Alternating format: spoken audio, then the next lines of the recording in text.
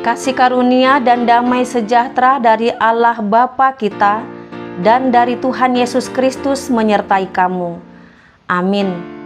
Shalom Bapak Ibu yang dikasihi Tuhan Yesus Kristus. Firman Tuhan yang akan memberangkatkan kita untuk melakukan segala aktivitas sepanjang hari ini tertulis di dalam Matius 25 ayat 40. Demikian dikatakan, dan raja itu akan menjawab mereka, Aku berkata kepadamu, sesungguhnya segala sesuatu yang kamu lakukan untuk salah seorang dari saudaraku yang paling hina ini, kamu telah melakukannya untuk aku. Demikian pembacaan firman Tuhan. Bapak Ibu, saudara-saudara yang dikasihi Tuhan, menolong atau membantu orang-orang yang kita kenal atau orang-orang yang berbuat baik kepada kita, tentulah kita tidak sulit untuk melakukannya. Menolong atau membantu orang-orang yang pernah menolong kita, yang berbuat baik kepada kita, tentulah bukanlah perkara sulit. Apalagi ketika kita boleh menolong orang yang memiliki ekonomi yang jauh lebih baik, menolong orang kaya. Tentunya kita dengan senang hati menolongnya. Karena apa?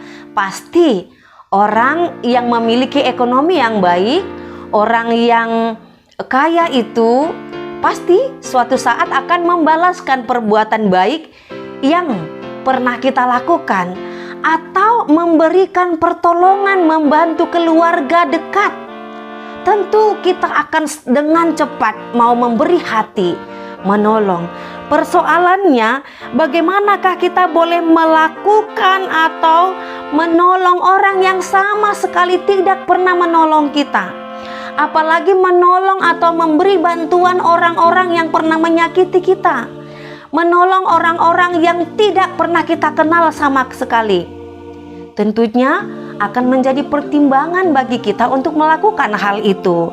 Namun Bapak Ibu yang dikasihi oleh Tuhan Yesus Kristus, firman Tuhan berkata kepada kita pada hari ini agar kita mampu melakukan setiap kebaikan. Setiap kebaikan, yaitu menolong, membantu, memberi makanan, memberi minuman, memberi tumpangan, mengunjungi ketika sakit atau ketika dalam penjara, dan dalam segala hal. Itu yang diarahkan kepada orang-orang baik, orang-orang pengikut Tuhan Yesus untuk melakukannya di luar dari mereka kenal, di luar dari kerabat mereka, atau di luar dari yang mereka kenal. Itu yang mau Tuhan Yesus arahkan kepada para murid-murid dan kepada orang-orang banyak yang mengikut dia. Itu makanya kalau kita lihat di dalam firman Tuhan pada saat ini, Tuhan Yesus ingatkan dari mulai ayat 35 sampai dengan ayat 36 itu. Ketika aku lapar, kamu memberi aku makan. Ketika aku haus, kamu memberi aku minum, dan seterusnya. Itu dilakukan oleh orang-orang yang mau mengikut Tuhan Yesus ketika mereka melakukan kunjungan, ketika mereka melakukan pelayanan tanpa pilih kasih.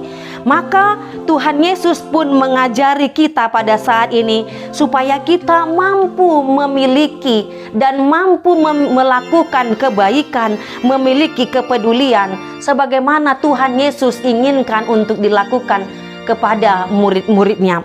Tuhan Yesus mau mengajari para murid dan para pengikutnya supaya mereka memiliki hati yang mau peduli, yang mau berempati sebagai wujud dari kasih mereka kepada Tuhan Yesus. Mengasihi Tuhan dengan cara mengasihi sesama manusia, di luar dari kekerabatan, di luar dari persaudaraan, di luar dari orang-orang yang memiliki hubungan darah. Itu yang mau Tuhan Yesus katakan, mengasihi Tuhan dengan mengasihi sesama tanpa pilih kasih. Lawan dari kasih adalah ketidakpedulian atau apatos. Maka orang-orang yang tidak peduli, yang tidak mau memiliki rasa empati kepada orang lain, sesungguhnya mereka adalah orang-orang yang tidak memiliki kasih. Dan seandainya pun mereka mengatakan mengasihi Tuhan, itu adalah kasih kepura-puraan, dan Tuhan Yesus menentang itu, karena itu merupakan kemunafikan. Maka Tuhan Yesus ingatkan, jika mereka mengasihi, betul mengasihi Tuhan, mereka harus menunjukkan rasa peduli, rasa empati, mengasihi dengan tindakan wujud nyata. Jika kita mau peduli dan kasih kepada sesama secara khusus di luar dari kerabat, di luar dari keluarga, maka firman Tuhan katakan kita sedang memiutangkan Tuhan. Itu yang tertulis dalam Amsal 19 ayat 17. Siapa yang menaruh belas kasihan kepada orang yang lemah, memiutangkan Tuhan yang akan membalaskan perbuatannya itu. Saudara-saudara yang dikasihi Tuhan, semua kita adalah umat pilihan yang dikuduskan serta yang sudah diselamatkan oleh Tuhan Yesus melalui pengorbanannya di kayu salib. Oleh karena itu, biarlah semua orang, semua kita diarahkan untuk mau hidup di dalam kebenaran, hidup di dalam kebaikan, memiliki kepedulian terhadap orang-orang di sekitar kita. Ini adalah merupakan wujud nyata bahwa kita disebut sebagai saudara-saudara Tuhan Yesus. Jika kita bandingkan dalam Matius 12 ayat 49, dikatakan di situ bahwa saudara-saudara Tuhan Yesus adalah mereka yang melakukan kehendak Bapa di surga.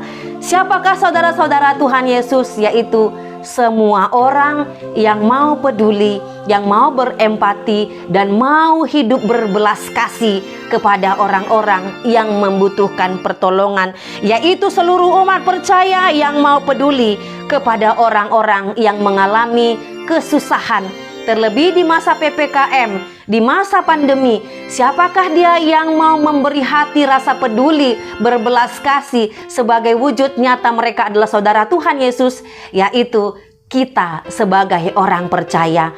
Maka biarlah kita mau hidup berbelas kasih, memiliki kepedulian, menolong, membantu orang-orang yang berkesusahan.